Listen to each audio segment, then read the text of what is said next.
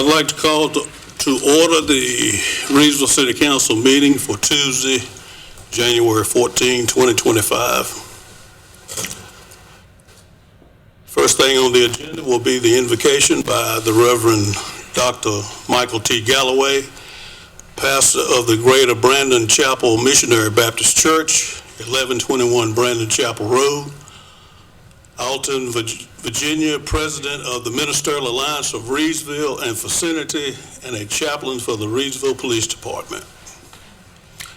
Dr. Galloway. Good evening. Good evening. Let every heart pray today. Father God, as we come today for this city council meeting, we would just want to say thank you. You said in your word, in all things we ought to give thanks, and we just thank you for allowing us to assemble one more time to do your will. Now God, we just pray today that you will allow your spirit to come in this place and lead, guide, and direct everything that's going to be said and done, every decision that's going to be made, so that it may be to your glory, God, and that it may be for the betterment of this city. Do it right now, God, and we'll be so careful to give your name all the praise, honor, and the glory. In Jesus' name we pray. Let everybody say amen. Amen. Next, we'll have the recognition of Dr. Martin Luther King Jr. Day on Monday, January 20th, 2025. Dr. Galloway. Can I say the Pledge of Allegiance? Oh, I'm sorry. Green Bay Packer time got me a little off.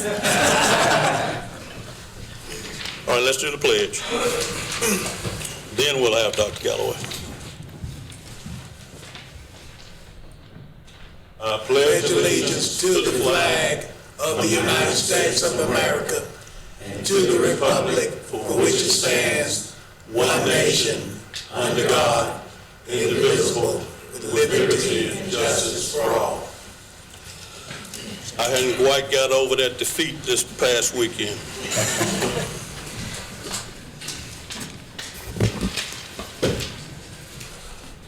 Now, Dr. Galloway.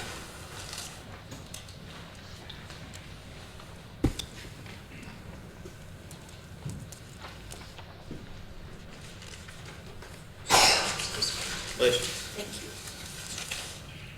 Whereas Dr. Martin Luther King Jr., a native of Atlanta, Georgia, was tragically killed at age 39 on April 4, 1968 in Memphis, Tennessee, while leading sanitation workers in a protest against low wages and intolerable working conditions. And whereas the King Holiday and Service Act of 1994, signed into law on August 23rd of that year by President Clinton, designates the King federal holiday to be a day of national service. And this year's observation on Monday, January 20th, will be celebrated by the City of Reidsville employees. Whereas at the heart of Martin Luther King Jr.'s philosophy was a concept of service, where he believed that a person's worth was not measured by the color of skin, culture, or class, but rather by his or her commitment to making a better life for all. And it is this belief that makes the King observance a unique holiday, because it challenges Americans not only to remember, to celebrate, but also, most importantly, act to address these issues for which Dr. King and others gave their lives for. Now, therefore, I, Donald Moore, Mayor of the City of Reidsville, and the Reidsville City Council do hereby recognize Monday, January 20, 2025, as Dr. Martin Luther King Day Jr. In Reidsville, and continue to urge all citizens and residents to join us as we rededicate ourselves to the principle of justice and equality for all in memory of the apostle of nonviolence who gave his life in the crusade for human rights. This, the 20th day of January, 2025. Donald L. Gore, Mayor of the City of Reidsville. Thank you, Mr. Mayor. On behalf of the Ministerial Alliance of Reidsville and Vicinity and all of the citizens of Reidsville, we do accept this proclamation. We do know that Dr. Martin Luther King was a very influential man in the world for civil rights and equality for all. We pray and trust and pray that you all will continue to support this legacy and continue to support equality for all in this world. Thank you so much. Thank you. Dr. Galloway, would you let them know about what's going to happen? Yes, sir.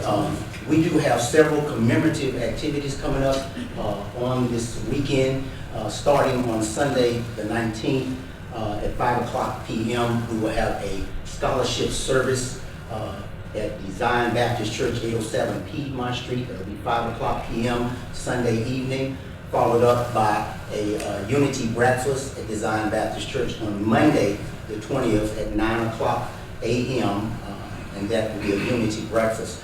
After that, we'll have a meeting out on the steps at the Reidsville Police Department at 1:30 p.m. To have the speech, annual Martin Luther King speech that we do each year, followed by a memorial service at the Zion Baptist Church at 3 o'clock p.m. So as you can see, we have a lot going on Memorial Martin Luther King Day and the day before. So we look forward to seeing each and every one of you out. And, let's come on out and let's celebrate this man's life and the works that he had did. Thank you, Dr.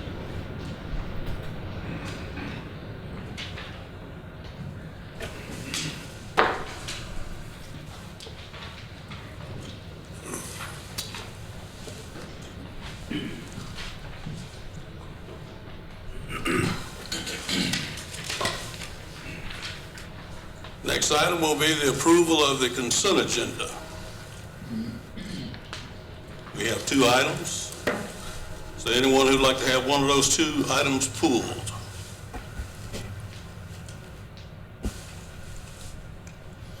If not, we have a motion. So moved. Second. We have a motion by Mayor Pro Tem, second by Councilman Harrison. Any discussion? Seeing none, all those in favor, raise your right hand.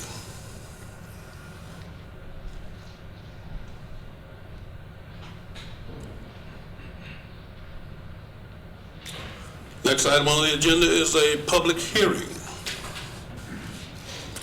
Consideration of a special use permit application to operate a hazardous waste transfer facility at 211 Rockingham Drive, Rockingham County Tax Parcel number 157383, located in heavy industrial I-2 zoning district. Clean Earth Specialty Waste Solution Incorporated is requesting to construct a 10-day hazardous waste transfer facility within the existing principal structure.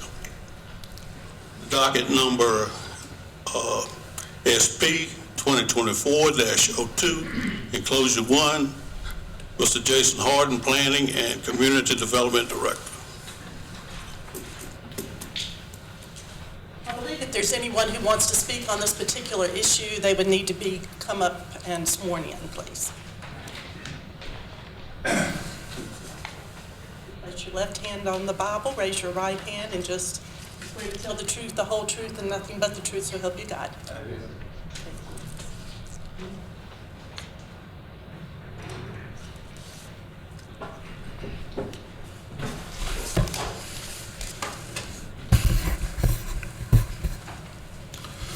Thank you, Mayor, City Council, and City Manager. Good evening.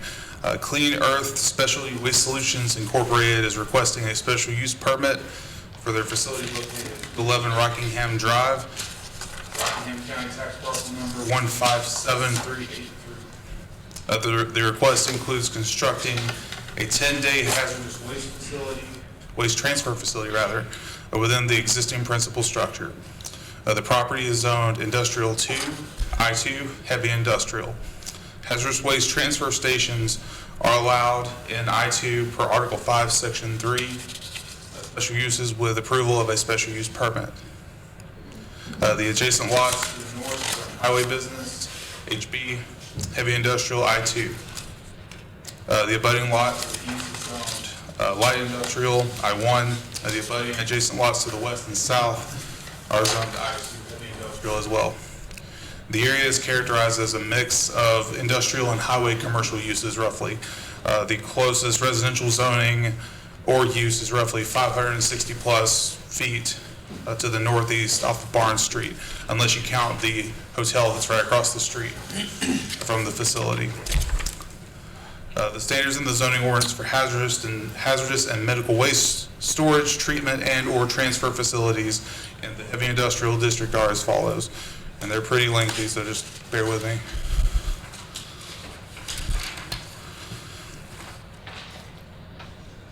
So hazardous and medical waste storage, treatment and/or treatment facility. Facilities for storage, collection, transferring, or transporting of hazardous radioactive waste products not generated on site. Facilities for storage, collection, transferring, transporting, or treating of medical waste products not generated on site as defined below. So this encompasses medical waste storage, hazardous waste storage, and transfer facilities. So there's kind of like 3 or 4 different things going on here. So that's all within the same section. So not everything may be applicable. It's a pretty broad use. Classification of hazardous waste products. Products shall be classified as hazardous waste according to the definition in use by the United States Environmental Protection Administration, or medical waste as defined by 15A NCAC 13B.0101. Medical waste for treatment utilizing the autoclaves include non-regulated medical waste, which is solid waste that is generated in the diagnosis, treatment, or immunization of human beings or animals in research pertaining thereto, or in the production of testing of biological. Such materials may include bandages, dressings, gowns, gloves, linens, and clothing. Blood and bodily fluids such as liquid blood, serum, plasma, or blood products, spinal fluids, and pleural and peritoneal fluids. I'm still not good at saying that word even after planning board. Let's see. Next page. Shards, which are needles, syringes, scalpel blades, syringes, capillary tubes, slides, slip covers, auto injectors, exposed ends of dental wires, and other objects that can penetrate the skin. Pathological wastes, including human tissues, organs, body parts, cultures, and stocks of infectious agents and animal carcasses is prohibited from treatment and storage. Record keeping. The owner or operator of the hazardous waste facility shall keep adequate records or manifests such that the type and amount of waste products on site or in transport or treatment within the jurisdiction of the city of Reidsville can be determined at all times. So that they have to keep a storage, like a record of all of the materials that they're transporting and storing. So protection from waste discharge. Adequate safeguards shall be provided to ensure that no discharge of waste products harmful to human health or the environment will occur. The safeguard shall include at least the following. Number 1, all storage tanks, storage yards, loading facilities, building or structures containing hazardous waste or medical waste products shall be located no closer than 100 feet from any exterior property line. Facilities must be designed, constructed, maintained, and operated to minimize the possibility of a fire, explosion, or any unplanned sudden or non-sudden release of hazardous or medical waste products in air, soil, or surface water, which could threaten human health or the environment. Dikes or other structures shall be constructed such that all surface spills or discharges of hazardous waste products shall be contained on site.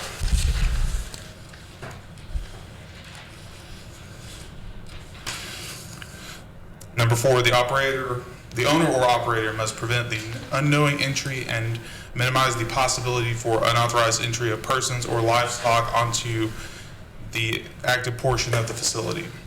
Number 5, the petitioner shall agree that contingency plans will be developed upon receipt of a special use permit and submitted to the city of Reidsville before operation of the facility begins. These plans must describe the actions taken by the local officials and city emergency and safety departments in response to fires, explosions, or any unplanned, sudden, or non-sudden release of hazardous waste products to the air, soil, or surface water at the facility, or while the hazardous and medical waste products are in transport within the jurisdiction of the city of Reidsville. Odors. No obnoxious odors from the hazardous waste facilities shall be discernible from any adjoining properties. Off-site transport. As a prerequisite to the approval of a special use permit, City Council shall find that the use of the proposed facility will not endanger the safety of residential or other properties in the area, and that vehicular access to the storage or transferring facility will be provided from major thoroughfares and will not require the use of residential streets for access to the site. Inspection. The owner or operator of the hazardous and medical waste facility shall allow authorized officials or representatives of the city of Reidsville access to the site and all facilities at any time and without any prior notice. The purpose of such inspection shall only be to check for compliance with the provisions of the special use permit. The owner shall follow all regulations of the state of North Carolina and the city of Reidsville. Monitoring. In the event of any assumed or actual accidental charge of hazardous or medical waste, the petitioner shall agree to pay the cost of all monitoring and analyses of air, soil, and surface or subsurface water quality as may be deemed necessary by the Reidsville City Council to protect human health and the environment.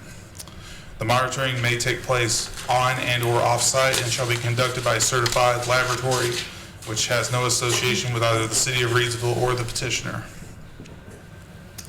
Insurance. The owners of the hazardous and medical waste storage or transfer facilities shall provide evidence that they have adequate liability insurance to cover the cost of all cleanup which may become necessary as a result of any spill or discharge of hazardous or medical waste, either during the storage, transferring, transporting, or treating of medical waste within the jurisdiction of the city of Reidsville. I believe that there's a copy of that in your agenda packets that was provided to staff. Required buffers. Where a hazardous and medical waste facility abuts a lot in a residential district or land occupied by any residential use permitted by this ordinance, there shall be provided and maintained alongside property line a continuous visual buffer. The buffer shall be a compact evergreen hedge or other type of evergreen foliage screening, or shall be a combined fence and shrubbery screen, the latter facing the residential use. The lot does not, to my knowledge, abut any residential zoning or use. Off-street parking. One space for each 2 employees on the largest shift, and 1 space for every truck to be stored and stopped simultaneously is required. As you're aware, council must come to certain findings regarding the impact of the development on the area. These findings of fact are found in the zoning ordinance and are listed in your agenda packets.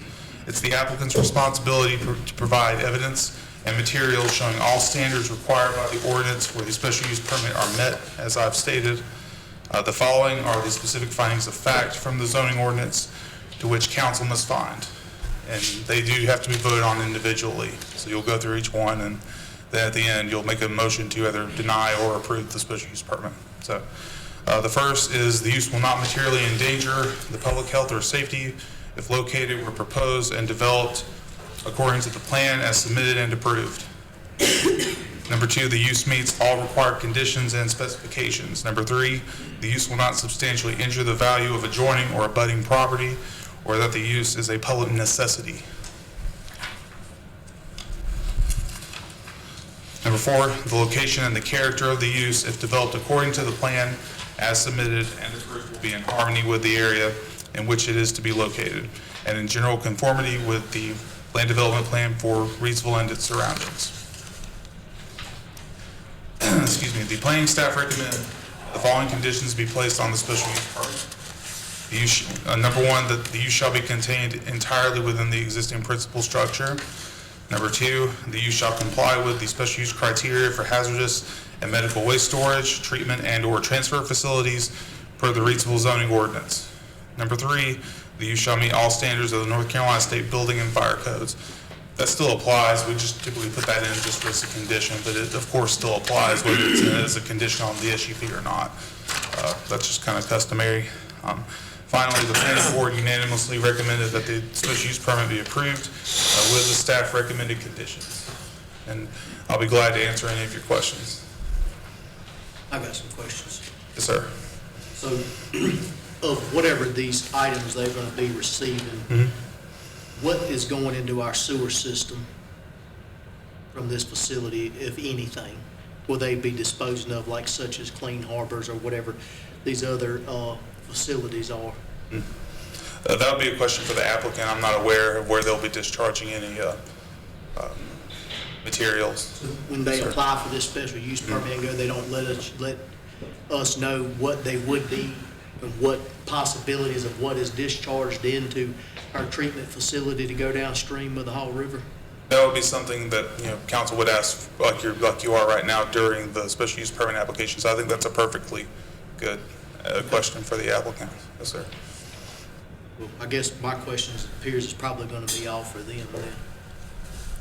I don't think I got any questions for you. I think my question is gonna be for whoever the representative is for them. Anyone else have any questions? Jason? I do. Whoever the other two gentlemen are they representing? Yeah, that'd be more my questions would go. Who is for them? You guys? Roger Gordon. Okay. Roger Gordon, you and him? And Jim Gustafson. Okay, thank you, Jason. Thank you. Public hearing will start at 6:21. Those who would like to speak for.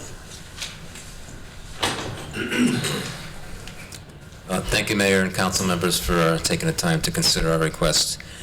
Do you want me to do, I can do a quick background of basically a 10-day transfer facility, and then I can address each individual item related to the city of Reidsville requirements. Please do. Okay. All right, so our facility is located at 211 Rockingham Drive, as you are aware. Just to clarify a few items, there will not be any medical, pathological, any of that type of waste mentioned. It's strictly a transfer station for hazardous waste, and also there's not going to be any construction per se. It's going to take place in an existing warehouse. It's already built. We're just going to designate a certain area where the 10-day activities would take place. All right, so I'll just do I'll read a brief description per the regulations. So, transporters accepting hazardous waste from a generator or another transporter may need to hold waste temporarily during the normal course of transportation. A transfer facility is defined as any transportation-related facility, such as loading docks, parking areas, storage areas, or other similar areas where shipments of hazardous waste are held during the normal course of transportation. A hazardous waste transporter may hold waste without storage containers at a facility for 10 days or less, as long as the waste is manifested and kept in U.S. DOT specification containers. Transporters must mark the containers with the words hazardous waste and any applicable EPA waste numbers. Okay, so everything's shipped in DOT-approved, UN-rated packaging. So what that means is UN-rated packages are required to conform with performance-oriented packaging standards. These standards specify construction, material, and capacity related to each container. These packages go through rigorous testing, including drop testing, leak-proof testing, stack testing, hydrostatic, and vibration testing. All Clean Earth personnel, receive RCRA and OSHA HAZWOPER training, as well as the DOT mandated training, which is completed initially upon hire and then every 3 years thereafter. The RCRA and OSHA is refreshed annually. All right. So North Carolina, a hazardous waste transfer facility means a facility location where a hazardous waste transporter stores hazardous waste for a period of greater than 24 hours but less than 10 days. Over 10 days, you would need a storage permit, which is not something we're not seeking. It's just strictly a transportation function. The state of North Carolina also requires Form TF, which is a hazardous waste transfer facility for listing transporters, a Form TP, which is a transporter form for listing transfer facilities, and then a registration with the Department of Environmental Quality. Currently, Clean Earth operates 42 transfer stations across the country from the east to the west coast. This would be an additional one to that. I had pictures of the drums. Last time I was here, we had a presentation, but so basically most of the waste that we would be handling would be shipped in most likely 55 or 30-gallon poly drums that are UN rated for the material.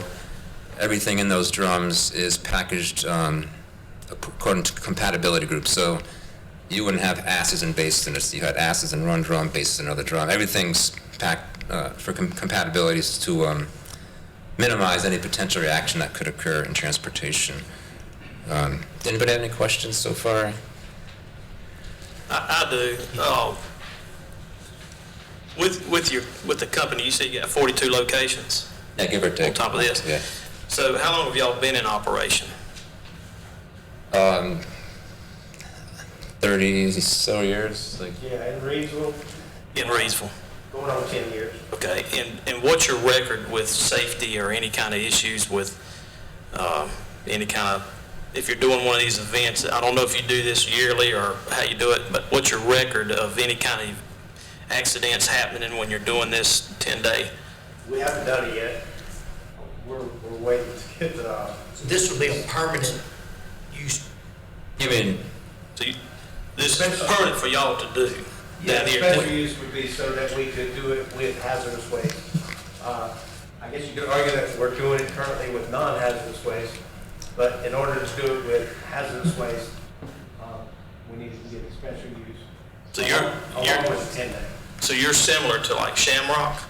Yes. I've heard. It's What you do? a similar operation to Shamrock or Clean Harbors, which Clean Harbors does straight across 29 from us. Right. Except they have a Part B, they can store, they can treat, they can do many more things with their permit. The only thing we're interested in is transportation. So if you think about it, we have facilities from Florida all the way up north as far as you want to go. We have drums that are coming from the south that are going north. We would like to bring those into the facility and build full truckloads to go north, rather than have small quarter truckloads. We want to be able to fill the truck up for obvious reasons, save money. That's the whole idea of what we're doing. It's not about the biohaz or the radioactive or any of that stuff. It's about hazardous waste and getting the best bang for the buck as it pertains to transportation. All right. So you guys do not process nor discharge anything into our systems here. And would the permit allow you to process or discharge anything whatsoever into our sewer system? We don't have a discharge, and we can't treat water. Yes, the answer is no. Yeah, Okay, definitely yeah, no. Yeah, sure, the permit will only allow you for staging of transportation Right. strictly. You're not opening, closing anything, swapping barrels. It's sealed barrels. Y'all are just transporting from one truck to another and building your loads. Nothing goes out into the sewer I will system. say this, it's not against the regulations to transfer drum to drum or make a bigger container like from. Inside the building. Yes, it is, the regulations allow you to do that. Okay, but under no conditions you can flush or treat or put anything down the sewer system through this permitted process. The whole idea is to increase efficiency of transportation. Like instead of sending 10 small trucks, you can have like one big tractor No, trailer. I understand that, but there could be other verbiages in these permits that may allow you to do that, but a year down the road, 2 years down the road, you may decide to do something else that's in this permit that I've got to know and get information from and make an assessment in 3 minutes right here. So I'm just trying to cut to the chase, like in no shape, form, or fashion can you flush anything down the sewer system. And if we were to apply for a discharge permit, a water discharge permit that would go to the POTW, I have a feeling we'd probably be in front of you again asking for that. I think that we would have to. Yeah.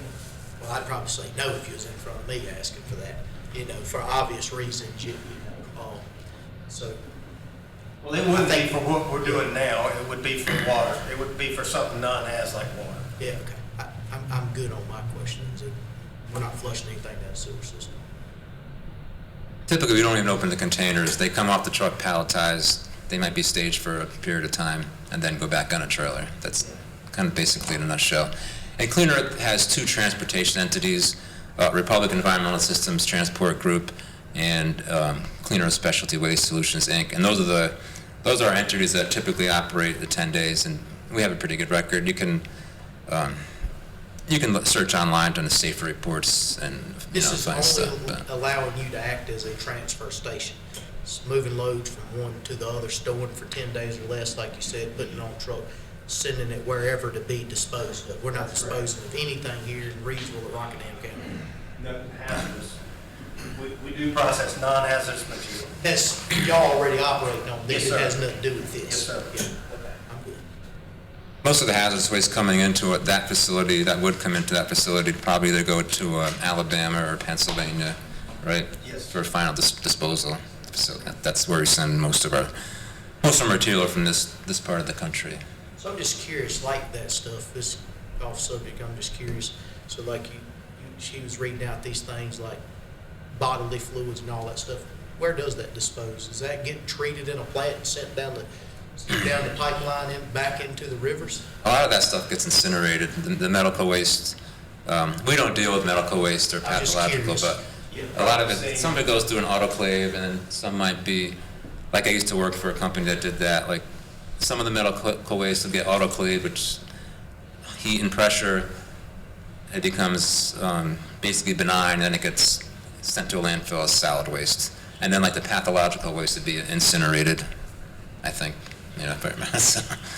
I don't see any harm, I just want to see.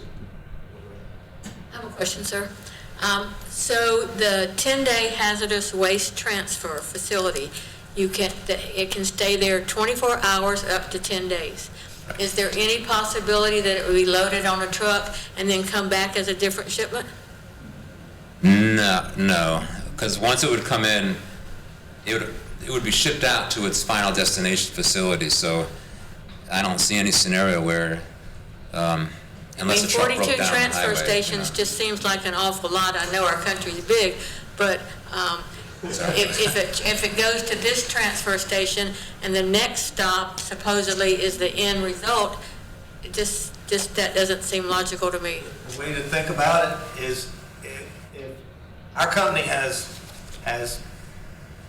made a deal to take this material from our customer, and it's in our interest to get it to its disposal destination as soon as we can. And what you're saying, if we ship it to a TSDF, a treatment facility, and they receive it, they have a year to either treat it or ship it off-site. If they ship it back south and it comes back to our facility, it's possible that what you're saying could happen, but it's not what we want. That's the whole idea of what we're doing, is to save money on transportation, and that would double it. I have one more question. In the event of any assumed or actual accidental discharge, the petitioner shall agree to pay the cost of all monitoring and analysis. Is there a time span that has to be done within? If there are any discharge, we would address that immediately. If that's the question.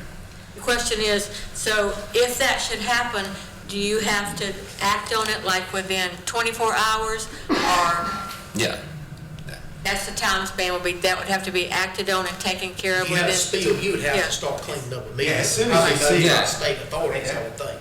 Reasonably, as soon as you've seen it, you're gonna get some oil dry and dry it up, or depending on what the spill is. But there's no time frame as far as on, I think you're asking about analytical.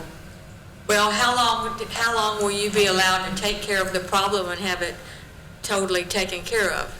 Well, if you think about our materials are coming in 30-gallon 5-gallon, 55-gallon container. I can't even imagine not being able to take care of it in real time when it happens. I mean, that's also in our best interest to get it recontainerized and ready to ship. And what about reporting that there was a problem? There's no requirement to report it except for intercompany. Our health and safety folks want to know, but it's not a regulatory requirement, I don't believe. There's a DOT form 5800 that you're required to report certain spills on. It depends, what it is, the quantity, and where it happens. Like anything in transportation, that's a form you submit to the DOT. Thank you. Any other questions? So I'll go through the specific requirements for the city of Reidsville and just address those. Let's see. All right, so record keeping, keep adequate records or manifests of the type and amount of waste products on site or in transport within the jurisdiction of the city of Reidsville can be determined at all times. These records shall be available for inspection upon request by an official representative in the city of Reidsville. We maintain manifests and 10-day logs, and we typically keep those for a period of 3 years. And were any city officials to come on site, we would have no problem showing you any records that you'd want to look at. So that's not a problem. Protection from waste discharge. Adequate safeguards shall be provided such that to ensure that no discharge of waste products harmful to the environment will occur. These safeguards shall include at least the following: all storage yards, loading facilities, building, or structures containing hazardous waste products shall be located no closer than 100 feet from any exterior property line. We currently meet those requirements. The property line is greater than 100 feet. Facilities must be designed, constructed, maintained, and operated to minimize the possibility of a fire explosion or any unplanned or non-sudden release of hazardous waste products in air, soil, surface water, which could threaten human health or the environment. This facility is a very large warehouse. It has an impervious concrete floor, sheet metal siding. It's constructed in a way to meet this requirement. And it's maintained and operated as such as well. We have cameras. The facility managers walk the facilities, throughout the day. There's always people working out there, we meet that requirement as well. Dikes or other structures shall be constructed such that all surface spills or discharges of hazardous waste products will be contained on site. Currently, there's not dikes.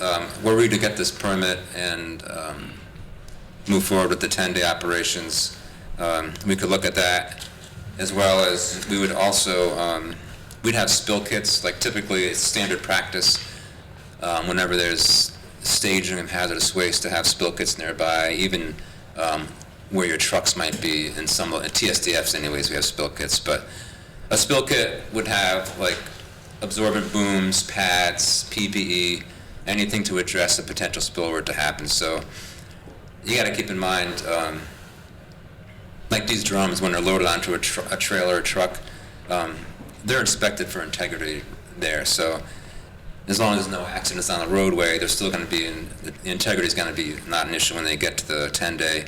And once they're in a staging area, there's not really maybe minute, but not even that. Like they wouldn't spontaneously rupture. I guess is kind of the point I'm trying to get to. But we have spill kits that we would place right near or adjacent to the staging area. The petitioner shall agree that contingency plans will be developed upon receipt of a special use permit and submitted to the city of Reidsville before operation of the facility begins. These plans must describe the actions to be taken by local officials and city emergency and safety departments in response to fires, explosions, or any unplanned or sudden or non-sudden release of hazardous waste products. I just read that. Is that the one I just read? The facility has a contingency plan, and our transporters are required to have a contingency plan. So we would just tweak it to match the operations once we were to get up and running. But we currently have contingency plans in place. Odors, no obnoxious odors from the hazardous waste facility shall be discernible. Typically, there's not much odors associated with hazardous waste. It's more like a medical waste issue. I've been to, I worked at a TSDF for a few years. Even there, the odors weren't really pronounced. It's, so I believe we meet that requirement as well. Off-site transport, as a prerequisite for approval of a special use permit, the City Council shall find that the use of the proposed facility will not endanger the safety, residential, or other properties in the area, and that vehicular traffic to the storage or transferring facility will be provided from major thoroughfares and will not require the use of residential streets. So it's basically 29 to Barnes Street and then Barnes Street to Rockingham Drive, right? Right. Yeah, so no residential streets are involved there. As mentioned earlier, there's that hotel on Rockingham, Alton Express setback. Inspection, the owner or operator of the hazardous waste facility shall allow authorized officials or representatives of the City of Reidsville access to the site and all facilities at any time without prior notice. The purpose of such an inspection shall only to be checked for compliance with provisions of the special use permit. That's not an issue. You're more than welcome to visit any time. Monitoring, in the event of any assumed or accidental discharge of hazardous waste, the petitioner shall agree to pay the cost of all monitoring and analysis for air, soil, surface, and subsurface water quality as may be deemed necessary by the City of Reidsville.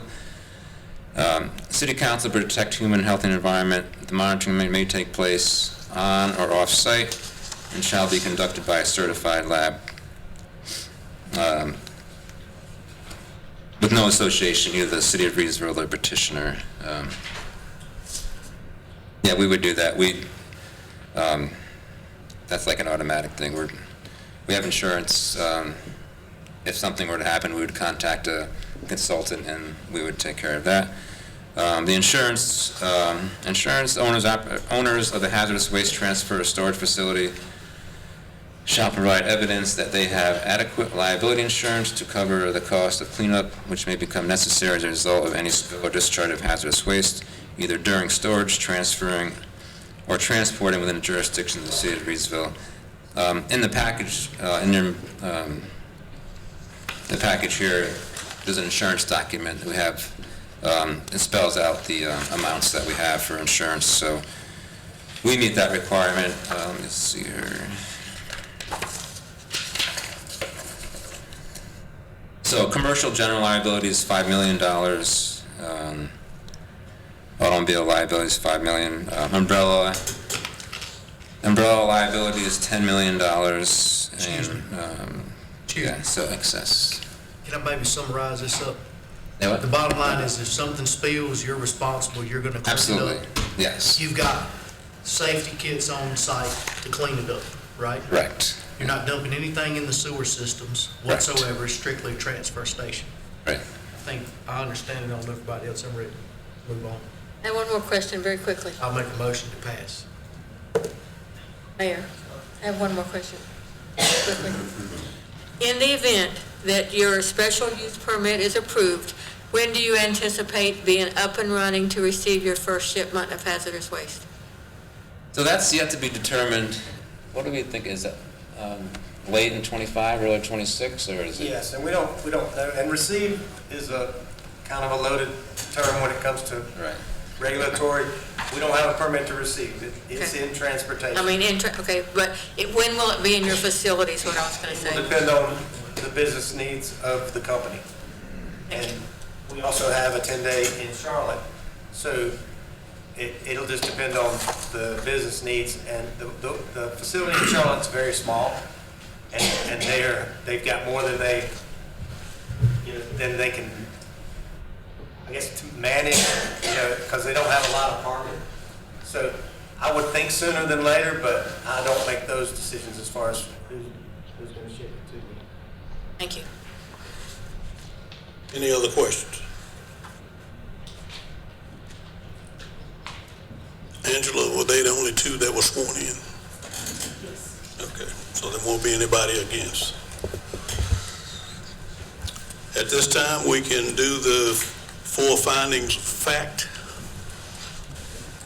If there are no other questions. Mr. Mayor, I would just for record. I would ask if there's anybody in opposition. Okay. And then if they want to move forward, please swear in. Okay. Anyone who's opposed, who'd like to be sworn in to speak? All right. Seeing none, we'll close the public hearing at 6:45. And we'll do the 4 findings of fact. Number 1, the use will not materially endanger the public health or safety if located where proposed and developed according to the plan as submitted and approved. All those who feel that's in favor? Number 2, the use meets all required conditions and specifications. Unanimous. Number 3, the use will not substantially injure the value of adjoining or abutting property, or that the use is a public necessity. And finally, the location and the character of the use, if developed according to the plan as submitted and approved, will be in harmony with the area in which it is to be located and in general conformity with the land development plan for Reidsville and its surroundings. Past the 4 findings of fact, do we have a motion for the special use permit? Second. We have a motion by Councilman Martin and a second by Councilwoman Scoble. Any discussion? You got the conditions on the next page. You got Do we have to do the conditions? I thought that was the, you go through I would go through these. okay, And then take a vote. okay. The use shall be contained entirely within the existing principal structure. You don't need to vote on them individually, you just. Okay. The use shall comply with the special use criteria for hazardous and medical waste storage, treatment, and/or transfer facilities per the Reidsville zoning ordinance. And number 3, the use shall meet all standards of North Carolina state building and fire codes. Do we need to redo the motion? Make a motion to have those placed. All right, well, all right. And a second. Any discussion? Those in favor, raise your right hand. Okay. Thank you, gentlemen. Thank you, sir.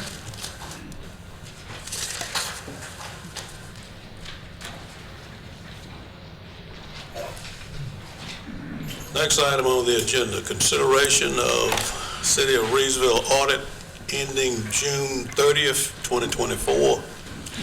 We had separate enclosures for that. Daniel T. Garfathy and Cherry Baycart accounting firm.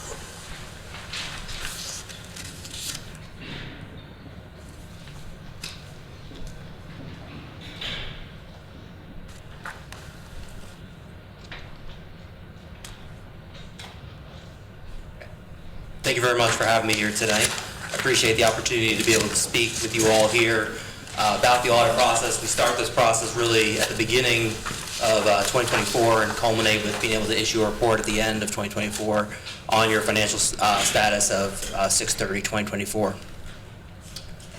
Going right into it, I do like to always first also recognize our team members that took on the audit and worked hard to get this audit completed.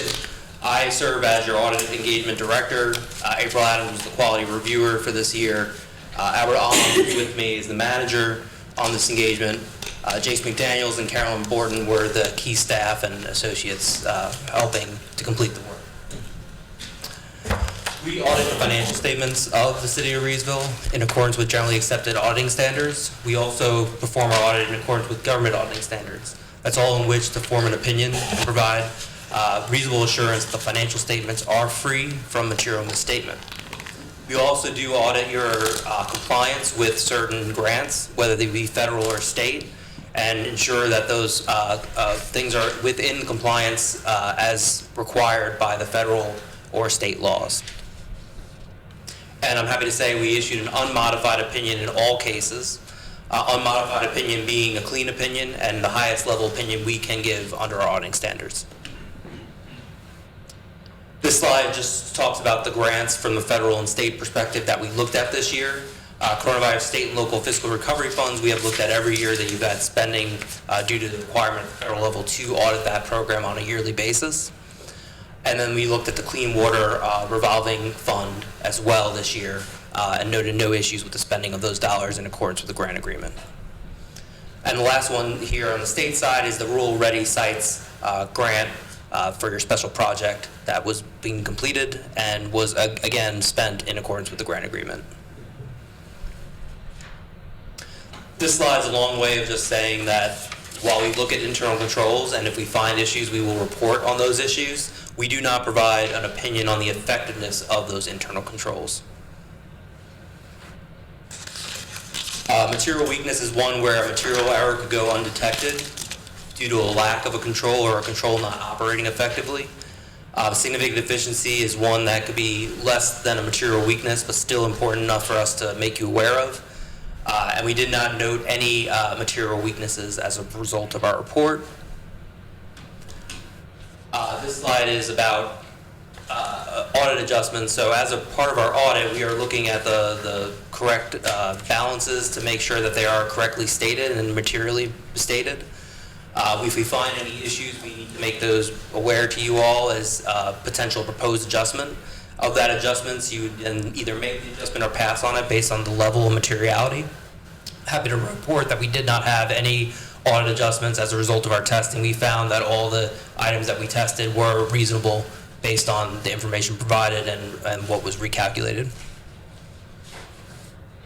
The next 7 slides or so are pre-printed kind of general information that we have to provide to you each year as part of our audit conclusion. And to those in charge of governance, I'll go through this fairly quickly, but please stop me if you have any questions. There were no new accounting policies adopted this year that had any significant effect on the City of Reidsville's financial statements, and your financial statement note 1 is where your significant accounting policies lie. From a related party standpoint, if we become aware of any related parties that were not made to us, aware to us by management that are material to financial statements, we need to make you aware of that. There were none noted as part of our audit, or no issues with any arm's length transactions noted as part of our audit. If we find anything that considered significant or unusual transaction, we need to make you aware of that. That could be significant or unusual due to the timing, nature, or size of the transaction, or outside the normal course of business. We found no issues with that or anything that we considered to meet that definition. Estimates are a critical portion of the financial statements. There are a number of items within your financial statements, notably your pensions and other post-employment benefits liabilities that were reported that are based on estimates of actuarial valuations that are performed, depreciation of your fixed assets. All these estimates were looked at as part of your financial audit to make sure that they were consistently applied with the previous years and that they were reasonable in nature. Financial statement disclosures were neutral, clear, and consistent. There were no issues or any specific disclosure that we need to make you aware of.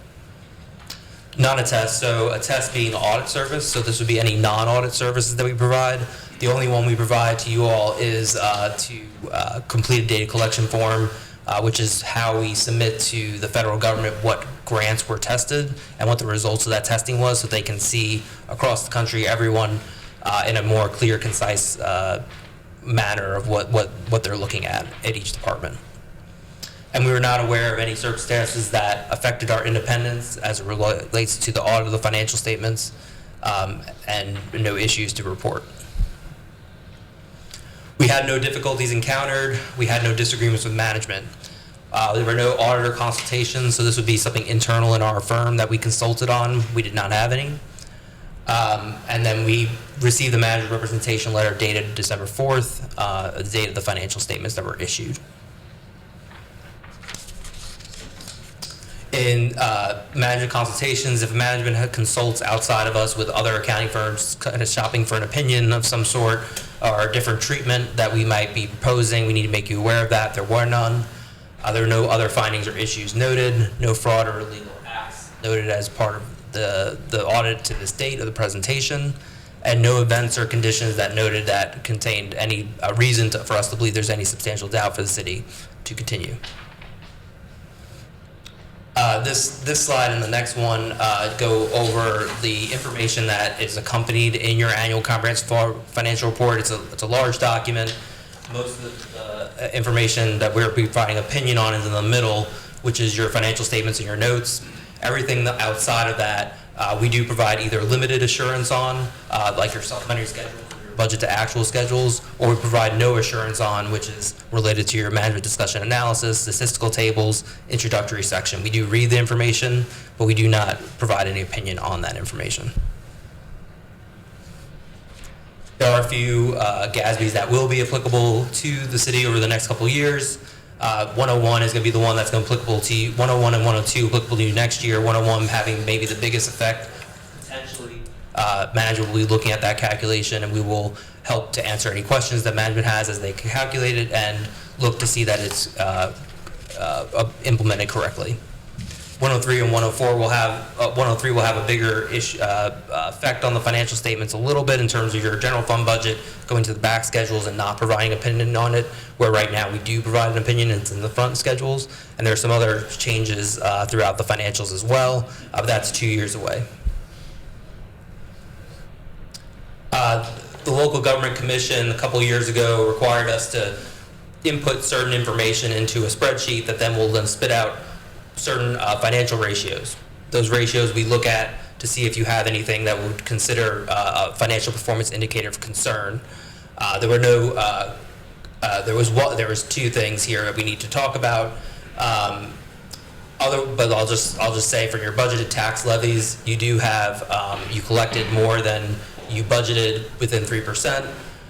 You have positive general fund total balance. You have an effective pre-audit process to make sure you are spending. You have the money to spend before you spend it. No statutory violations to note. The two items here that will need to be filed with the local government commission in a response that will be a letter that will be provided to you, like I think we had in the past years.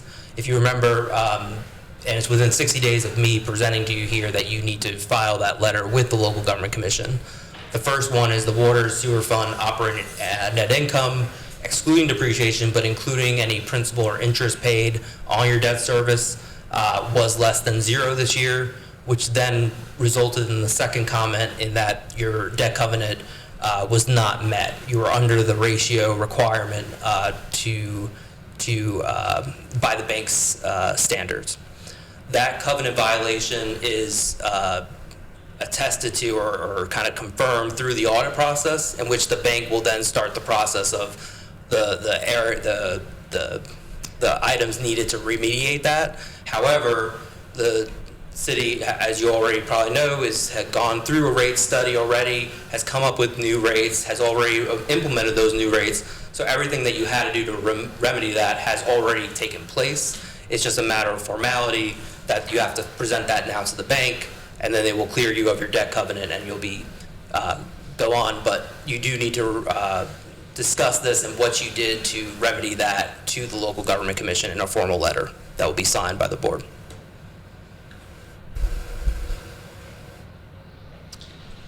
So with that, I will entertain any questions that anyone have, but I do want to also just recognize your staff here, and Chris has been tremendous in being able to help us get this audit completed, and his staff to be able to present to you here tonight. So appreciate all the work and help on that, and any questions you may have. In layman's terms, can you tell us what our financial state is? It's good. It's a good financial state. I mean, for the water sewer, obviously that's the concern, but like I said, you already have remedied that with what you've taken action on before even the bank coming to you and asking you about this. So we can tell the citizens of Reidsville we have a. Okay. Chris? Well, we certainly appreciate you, your staff, and all the hard work you did, and we certainly appreciate Chris and his staff. I don't know what we'd do without him. He is a jewel to our city. I was looking at his face as we were going over it, and I could see the smile on his face as I read the summary, so so I knew everything was in good shape. But I just wanted you to tell us in layman's terms, where we are. We got an A, folks. Thank you very much for your time. Thank you. Thank you. Thank you.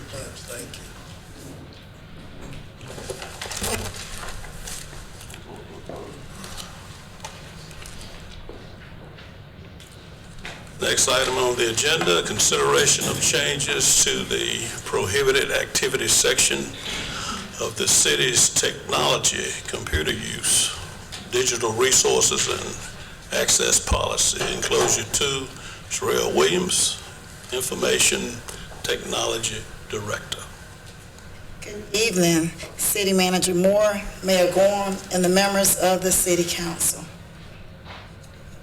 I'm here to present for the consideration of changes to the prohibited section of the city's IT policy addressing the prohibited activities of the government networks and devices in accordance to the new law regarding pornography on government networks and devices.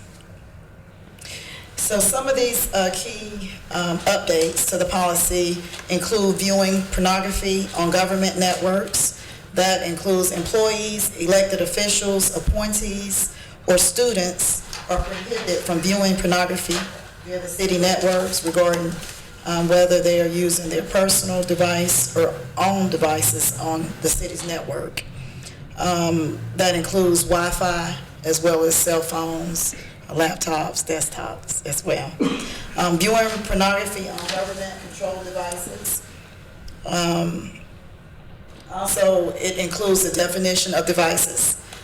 And so that, again, includes cell phones, desktops, computers, laptops, and MiFis. We also included an outline exceptions to that prohibited list, which would include investigating or prosecuting crimes or engaging in law enforcement training and related purposes, or identifying potential security or cybersecurity threats. And the ways that we are planning to implement this updated policy, if approved tonight, is by allowing all employees to acknowledge receipt and understanding of this updated policy with the assistance of our HR director and her team. Also, the IT will monitor and ensure compliance with these regulations. We will also conduct training sessions to clarify permissible and prohibited activities under this guidelines.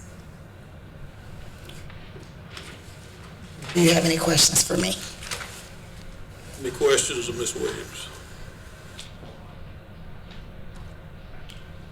Seeing none, do we have a motion to approve the updates? New policy. To approve. All right, we got a motion from Councilman Coates. Second. We have a second from Councilwoman Scoble. Any discussion? All those in favor, please raise your right hand. Thank you. And you might as well stay up here because you're next. Next item, consideration of acceptance of a $125,000 Thank you. grant funding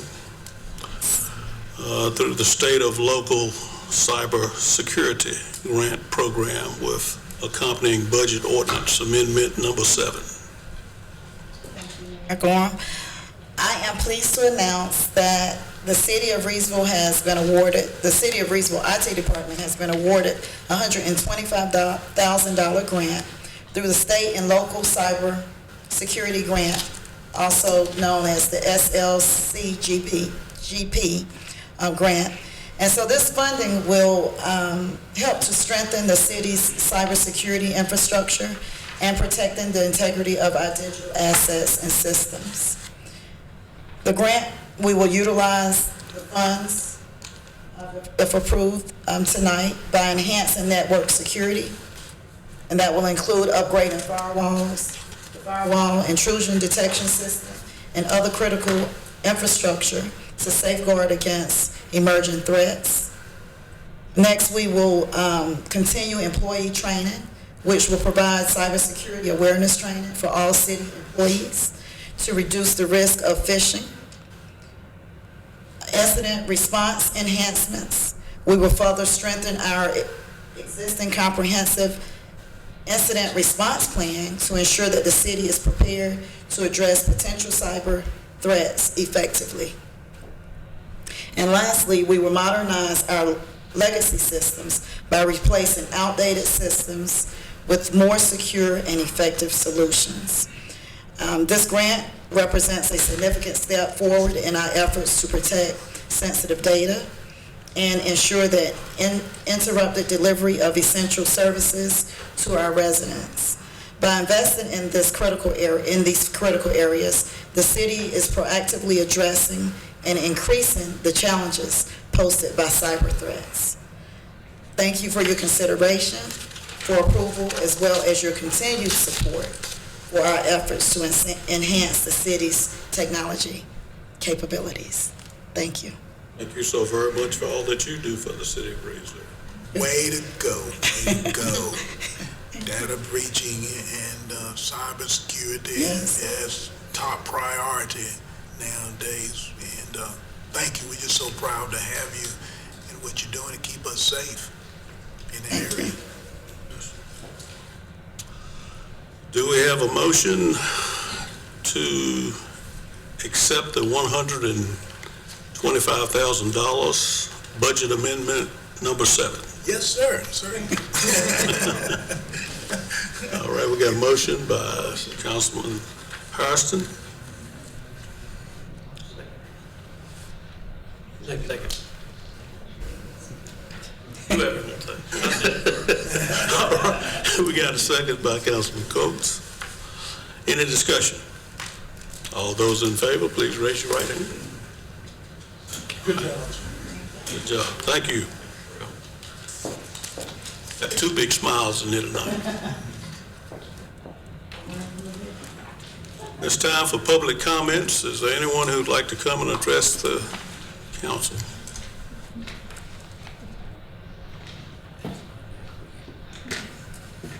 Okay. Seeing none, we'll move on to board and commission appointments.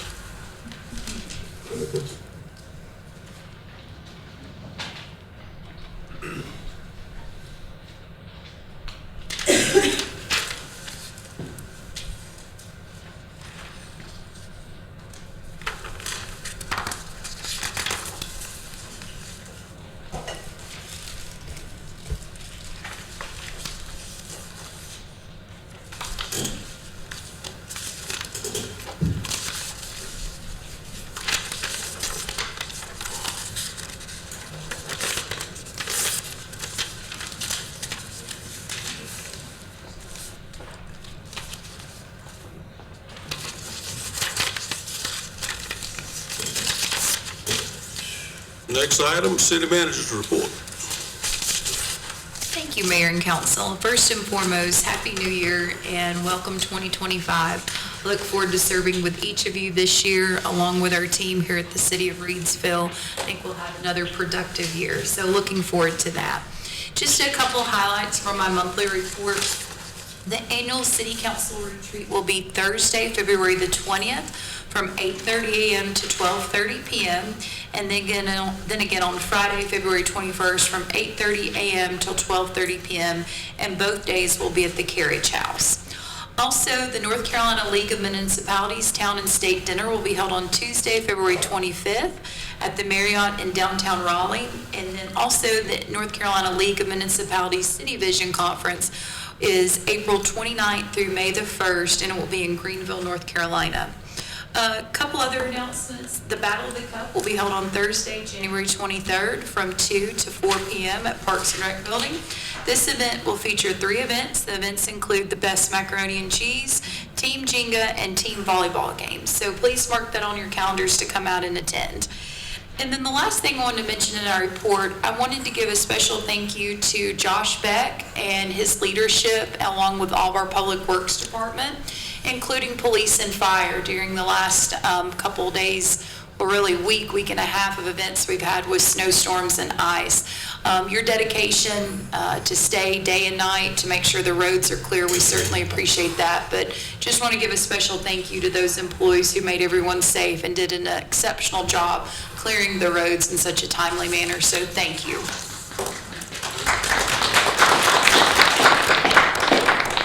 And Mayor and Council, that concludes my report. Okay, thank you.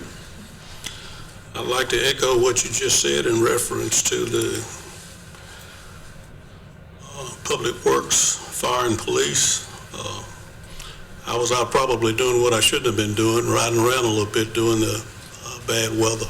And they were doing an excellent job pre-treating the roads. And also after the roads had been treated, they were taking care of those also. So, do appreciate that. Mayor Pro Tem, do you have any? Mayor, I would just like to echo what you and the city manager just said. I got out there on the roads the day after the snow just to ride around, and they were in excellent condition. But you know, the city of Reidsville has a reputation for getting on top of situations like that. And so I just want to thank the Public Works Department, the Police Department, and all the folks who contributed in making us safe. Councilman Martin.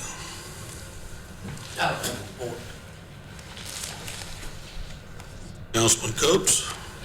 I also want to say thank you to Public Works and Fire and Police for having to work in those conditions. I also have to say, when I was walking my dog the next morning, a couple of neighbors was walking theirs and just wanted me to tell y'all how thankful they were y'all getting out as quick as y'all do to get the roads. So, you know, I got hit with that walking my dog and my neighbors, so they were very appreciative. And two, to Josh, being the director and being out there yourself and working. I think somebody sent a picture out. He was on a backhoe, a front end loader or something, scooping or whatever. But and that means a lot too when you see that. So I appreciate you on that.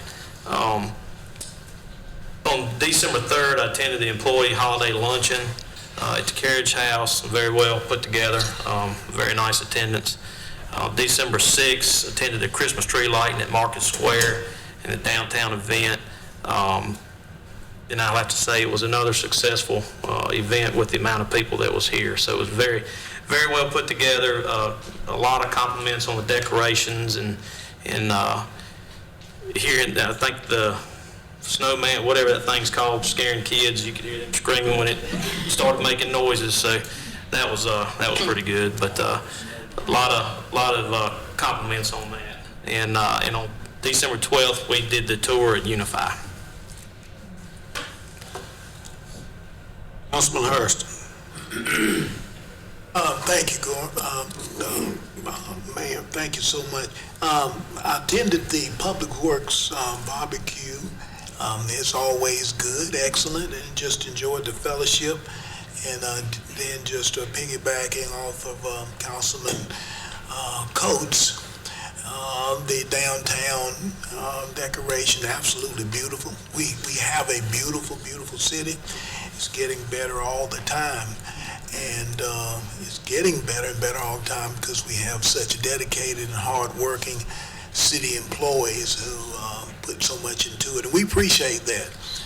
And just being able to work with the citizens is really nice. In fact, downtown, a lot of people like to come in and take pictures, family pictures and wedding pictures and different things. And so we have a very nice place. So that's my report. Okay. I'll read a few on tonight. I attended the Reidsville High School basketball game against High Point Andrews at Reidsville High School. And while I'm on that topic, Reidsville High School is doing very well again on this year. At present, they are undefeated. I don't know exactly how many games they won. It's somewhere between 10 and 11 games that they won. On the 12th, I attended the Kiwanis Club meeting. Also on the 12th, we toured the Unified Plant on Vance. On the 13th, I was in on a telephone conference in reference to some concerns about the Penrose Mall. 12/14, I was honored by the beauty of Madison as a Wind Beneath My Wings recipient in their celebration at Stoneville, North Carolina. 12/13, I attended the McLaurin Harris Holiday Service of Remembrance at the McLaurin Chapel. And 12/17, Reidsville Building Supply ribbon cutting. 12/18, the Planning Board meeting. 12/20, attended the Downtown Senior Citizens December meeting where they swore in their new members for the year. Also attended on 12/20, attended the open house at City Hall. 12/21, attended the funeral service of Sherman D. Graves Sr. 12/21, also attended the Candy Creek Christmas celebration at the Williamsburg Fire Department. I've got several others, but I'll only mention the last one. On 1/10, I attended the First Presbyterian ribbon cutting as they celebrated their sesquicentennial. That was kind of special because I had an opportunity to say sesquicentennial. And let's see. Let's go, but I don't know how I missed you. Let's go. Well, thank you, Mayor. Before I have my comments, I just wanted to ask, do we have a report on Councilwoman TJ? Yes, I actually was able to text her right before we came in the meeting, and everything went well with her procedure. And I told her we were thinking and praying for her, so she sends her best. Thank you. You know, we're learning that times are changing and people are complicated, they're complex, and we have to be very careful more than ever about what we say and what we do. Looking back on 2024 as a council, we learned a lot.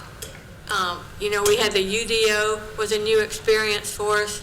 We learned to understand and even more than ever appreciate our roles of our different staff members and our roles as administrators. That was a new experience for us.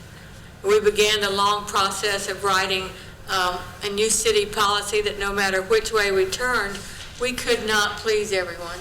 We couldn't please ourselves. We were unhappy. We felt God to help us, but it's not over. We still got things to do. One thing that nobody mentioned is I'd like to congratulate President Pro Tem Phil Berger on his reelection. Even though I don't always agree with him, I don't agree 100% of any of our politicians out there, but he has been a great advocate for the city of Reidsville, and he's done some great things for us, and I just want to congratulate him. Thank you. Thank you. And Miss Diane, you owe my note too, so don't want to miss you. I appreciate y'all. I was kind of tucked over there in the little corner, so.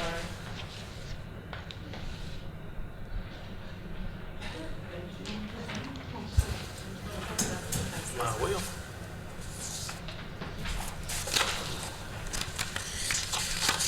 I got a little chilly over there. Kind of excited to stand up. Good evening, Mayor, Council, Manager Moore. I am very excited to be back in front of you.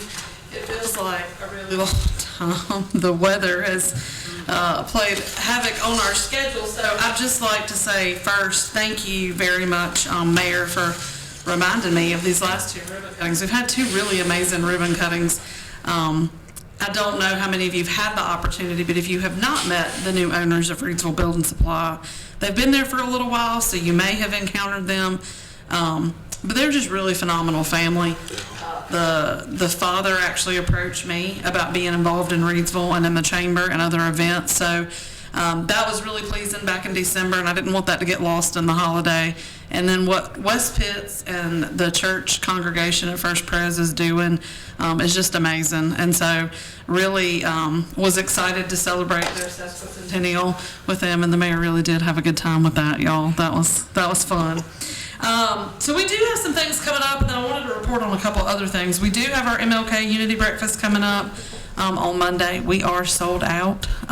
We have a couple of tickets here and there, but basically we are sold out, and I think Greg Lee's he's told us we can't add any more because we gave him that food count. So, but I'm really so happy that it's the first time we have been back together in person since January, of 2020. So look forward to that coming out. Roy is coming to record that, so if you don't have an opportunity to attend, it will be out later on.